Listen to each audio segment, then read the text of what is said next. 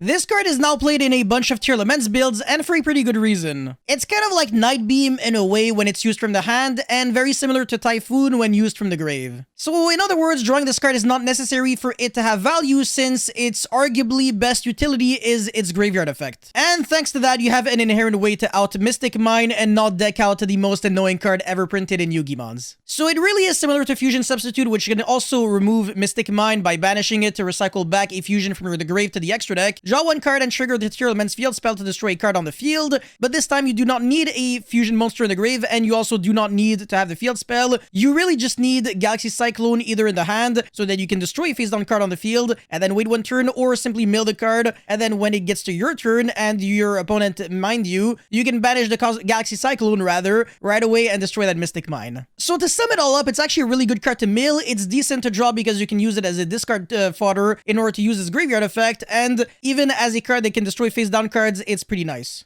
And another interesting thing about this card is the fact that you can unbrick in tier laments with the indirect synergy of being able to destroy your own tier lament Salic in order to search maybe Reno Heart and get your engine started from there. This is actually quite amazing, but to be honest, it won't really come up super often. You'll just feel fancy when it will. Now for the drawbacks. You obviously cannot use the graveyard effect of this card during the turn it was sent to the graveyard, obviously, otherwise it would be way too good. And it's also not really searchable, unlike Fusion Substitute, which can be searched by King of the Swamp. It technically is searchable, but by Galaxy Ice Photon Lord, since it is a Galaxy card. It's just that, are you really making a rank 8 monster using like double Draco Stapelia? And it's not really a consistency card, but rather an anti-opponent card, so if you're not really going up against mine, and if you're going second, this card is usually actually really bad against combo decks, or mid-range decks, and against control decks, it might not even be that good anyways. So you want to play one copy of this card because you want to have inherent ways to out Mystic Mine in game 1. I want to say one copy of this card is way more than enough, and you don't necessarily have to play Fusion Substitute if you play this card, or otherwise you can do the exact opposite, so one Fusion Sub with 0 copies of Galaxy Cyclone as well, as long as you're playing one of the two. And again, if you're going second against combo decks, you really want to remove this card from